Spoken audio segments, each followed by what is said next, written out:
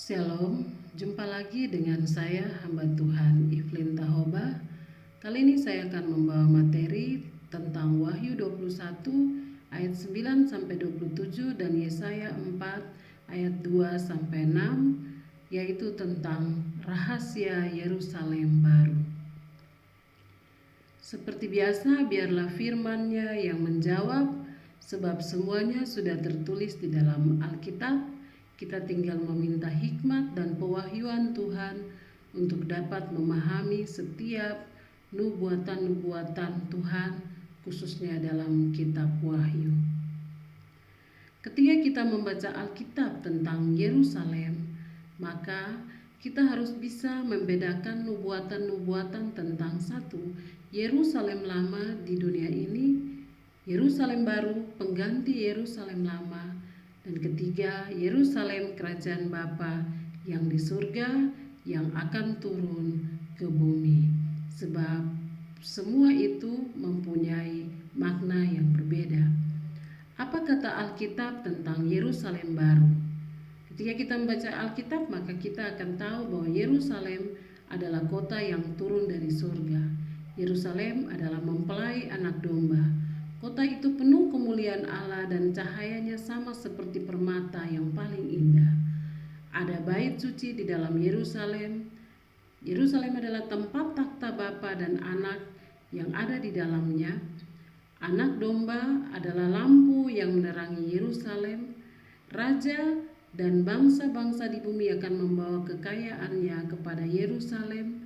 Yang kedelapan, tidak akan masuk di dalamnya sesuatu yang najis atau orang yang melakukan kekejian atau dusta, tetapi hanya mereka yang namanya tertulis di dalam kitab kehidupan anak domba Allah, yaitu mereka-mereka yang telah diberikan kerajaan Allah pada sangkak Allah ketujuh, anak-anak Allah yang telah dipilih sebelum dunia ini dijadikan. Apakah kota Yerusalem itu dapat dilihat dengan mata kepala? Kita lihat di dalam Wahyu 21 ayat 10.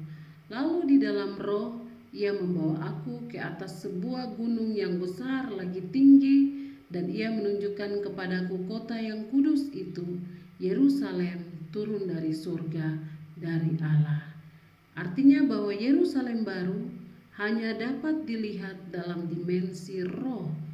Kita tidak bisa melihat Yerusalem dengan mata kepala sendiri, tetapi kita hanya bisa melihat dalam dimensi roh atau supranatural Allah. Arti rohani dari kota Yerusalem baru berada di atas sebuah gunung yang besar dan tinggi. Sebuah gunung melambangkan sebuah wilayah, negeri, bangsa yang dikepalai seorang raja, sebagai tempat takhta Bapa dan Anak di dalam kota Yerusalem, yaitu gunung itu adalah gunung Tuhan.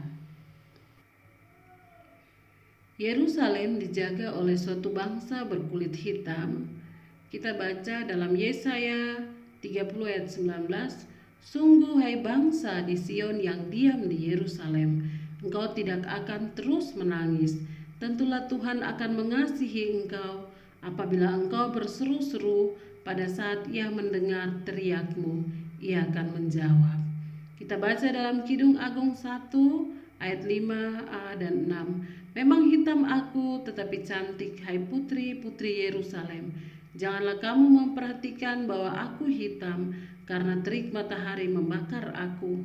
Aku dijadikan mereka penjaga kebun-kebun anggur. Kebun anggurku sendiri tidak kujaga." Ketika kita melihat ayat ini bahwa bangsa di Yerusalem itu adalah satu bangsa yang menjaga Yerusalem, sedangkan kita lihat bahwa putri-putri Yerusalem itu adalah berkulit hitam yang dinubuatkan oleh Salomo, dan mereka hitam karena mereka berada di wilayah timur atau negeri matahari terbit, sehingga panas terik membakar mereka. Di manakah Yerusalem baru saat turun ke bumi? Yerusalem berada di Sion atau padang gurun atau Eden di timur, atau surga lantai 2, atau Kanaan. Kita sudah belajar tentang itu. Yesaya 33 ayat 20, pandanglah Sion, kota pertemuan raya kita. Matamu akan melihat Yerusalem, tempat kediaman yang aman, kemah yang tidak berpindah-pindah, yang patoknya tidak dicabut untuk seterusnya, dan semua talinya tidak akan putus. Yesaya 30 ayat 19a, sungguh, hai bangsa di Sion yang diam di Yerusalem, engkau tidak akan terus menangis. Dari ayat ini terlihat bahwa Yerusalem itu di dalam Sion. Ketika kita memandang Sion, ada Yerusalem di sana, dan ada bangsa di Sion yang juga tinggal di Yerusalem. Kalau di Sion adalah bangsa-bangsa, sedangkan di Yerusalem adalah satu bangsa yang menjaga Yerusalem. Posisi Yerusalem di dalam Sion atau padang gurun atau bait Allah seperti gambar kemah Allah. Ada halaman, mesbah, ruang kudus, dan ruang maha kudus. Maka Yerusalem adalah ruang maha kudus dari bait Allah atau Sion atau padang gurun, tempat takhta Tuhan di gunung Tuhan. Jadi Yerusalem adalah tempat takhta Tuhan atau tempat tubuh Kristus, tubuh Allah berdiam di Yerusalem. Di manakah tempat takhta Tuhan, tempat tubuh Tuhan berdiam? Di pintu gerbang timur bait Allah. Kita bisa baca dalam Yehezkiel 43 ayat 4 sampai 5 dan 7. Sedang kemuliaan Tuhan masuk di dalam bait suci melalui pintu gerbang yang menghadap ke sebelah timur. Roh itu mengangkat aku dan membawa aku ke pelataran dalam. Sungguh bait suci itu penuh kemuliaan Tuhan. Dan ia berfirman kepadaku, hai anak manusia, inilah tempat tahtaku dan inilah tempat tapak kakiku. Disinilah aku akan diam di tengah-tengah orang Israel untuk selama-lamanya, dan kaum Israel tidak lagi akan menajiskan namaku yang kudus, baik mereka maupun raja mereka. Jadi tempat takhta Tuhan ada di pintu gerbang timur bait Allah. Yeremia 3 ayat 17, pada waktu itu Yerusalem akan disebut takhta Tuhan, dan segala bangsa akan berkumpul ke sana demi nama Tuhan ke Yerusalem, dan mereka tidak lagi akan bertingkah langkah menurut kedegilan hatinya yang jahat. Dengan demikian pintu gerbang timur akan disebut sebagai Yerusalem. Tempat takhta Tuhan akan disebut sebagai Yerusalem. Yerusalem baru akan turun di wilayah satu bangsa di Sion, yaitu bangsa paling timur, negeri matahari terbit di Sion, penjaga tempat takhta Tuhan yang disebut putri-putri Yerusalem yang berkulit hitam karena terik matahari membakar. Kapan Yerusalem baru turun ke bangsa tersebut? Wahyu 21 ayat 9. Maka datanglah seorang dari ketujuh malaikat yang memegang ketujuh cawan yang penuh dengan ketujuh malapetaka terakhir itu. Lalu ia berkata kepadaku, katanya, marilah ke sini, aku akan menunjukkan kepadamu pengantin perempuan mempelai anak domba. Yerusalem baru turun atas bangsa di Yerusalem pada saat hari Tuhan atau sangkak Allah ketujuh atau cawan murka ketujuh, saat pemerintahan Allah dan kerajaan damainya turun di atas dunia yang dimulai dari Sion, yaitu wilayah padang gurun, tempat yang tidak ada naga, yang akan menjadi surga lantai 1 di wilayah Eden atau di wilayah Sion, tempat takhta Tuhan. Kapan Yerusalem di bumi disucikan dan dikuduskan? Mulai hari Tuhan, Tuhan membersihkan Yerusalem dan Sion. Untuk bangsa di Yerusalem akan tinggal sepertiga penduduk yang kudus milik Tuhan. Yerusalem akan disucikan dikuduskan pada tanggal 1 Desember 2029 sesuai dengan pewahyuan Tuhan. Pada saat itu Raja Kemuliaan Tuhan Allah Israel yang bertakhta di atas kerubim akan turun ke kota Sion dan bertakhta di atas gunung Sion. Penggenapan Yesaya 4 ayat 2 sampai 6. Kita bisa baca dalam Sakaria 13 ayat 8 sampai 9. Maka di seluruh negeri demikianlah firman Tuhan, 2/3 daripadanya akan lenyap mati binasa, tetapi 1/3 daripadanya akan tinggal hidup. Aku akan menaruh yang 1/3 itu di dalam api dan memurnikan mereka seperti orang memurnikan perak. Aku akan menguji mereka seperti orang menguji emas. Mereka akan memanggil namaku dan aku akan menjawab mereka. Aku akan berkata, mereka adalah umatku, dan mereka akan menjawab, Tuhan adalah Allahku. Kita bisa baca ketiga di dalam Yesaya 4, Yerusalem disucikan dan dilindungi.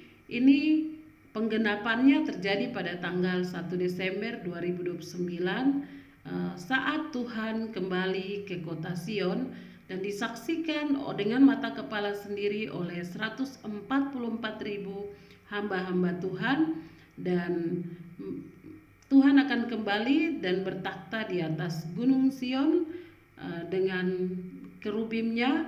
Maka pada saat itu wilayah gunung Sion akan ada awan, segumpal awan pada waktu siang dan segumpal asap serta sinar api yang menyala-nyala pada waktu malam. Di atas semua itu akan ada kemuliaan Tuhan sebagai tudung di gunung Sion.